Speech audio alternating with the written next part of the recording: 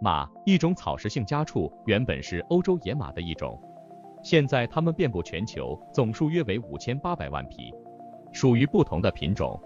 早在6000多年前，人们就开始在欧亚大陆中心驯养这种动物。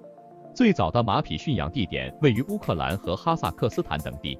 虽然在美洲野马已于约2万年前灭绝，但在15世纪后，欧洲殖民者将家马引进美洲和澳洲。马的影响在人类历史上可谓深远，它们帮助人类修建城市、耕种土地、探索新领土，并曾是主要的交通工具之一。马也象征着胜利、权力、财富、贵族和死亡等重要概念。尽管现代社会对马的需求减少，但它们仍然在解剖学、系谱学和运动科学等领域中发挥重要作用。马是一种古老的动物，有很多关于它们进化的有趣故事。最早的马叫做始祖马，它们生活在很久以前的北美洲。这些马非常小，只有狗那么大，而且它们的背弯曲，脚上长有很多脚趾头，前脚有4个，后脚有3个。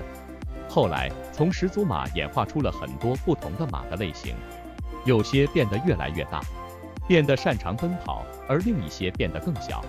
中新世时，有一种叫做3只马的马类动物变得非常常见，它们的化石在地层中很容易找到。现代马的直接祖先是一种叫孔马的马，它们出现在大约1200万年前。后来，现代马在400万年前出现。北美洲是马和马类动物的起源地，它们通过时间扩散到了欧亚大陆，然后进入了非洲。马也通过中美地峡到达了南美洲。然而，在大约2万年前，北美洲的马完全灭绝了，而南美洲的马也消失了，原因至今仍然不太清楚。但在16世纪，西班牙人再次把马带回了美洲。现在，家马有很多品种，但有些品种已经消失了。在培育不同种类的马时，有时会出现遗传问题，导致马的多样性减少。现代的家马是由很久很久以前的欧洲野马驯化而来的，野生的马现在已经不复存在了。不过有些相似的马类动物还存在，像普氏野马。马的进化历史非常有趣，它们在演化过程中遇到了很多挑战。马的祖先曾经有很多不同的种类，但是后来只有一种残存下来。马的衰退实际上代表了奇怪的蹄类动物的衰退，这类动物在现代已经变得比较少见。最开始，人类驯养马主要是为了食用马肉和马奶。马的驯化发生在很多不同地区，这个过程一直存在争议。一些证据表明，在伊比利亚半岛可能发生了独立的驯化事件，在那里的史前岩画上画着马，而这些马的颜色与现代家马非常相似。不过，有些证据表明，野生马的基因也混入了家马的基因池。还有一种理论认为，马的驯化可能发生在欧亚大草原。哈萨克斯坦北部的一些考古遗址显示，古代人类早在5500年前就开始饲养马，并食用马肉和马奶。但这些马并非家马的直系祖先，而是普氏野马的祖先。马是一种特殊的动物，它们在很久很久以前就帮助了人们。在工业革命之前，马是最重要的拉车工具，甚至马力这个词被用来衡量机器的力量。而在山区，马现在仍然是主要的运载工具。马还曾经参加过战争，它们最早被用来拉战车。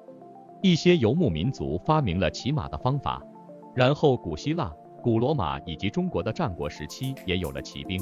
游牧民族还发明了马鞍，后来这些东西被不断改进。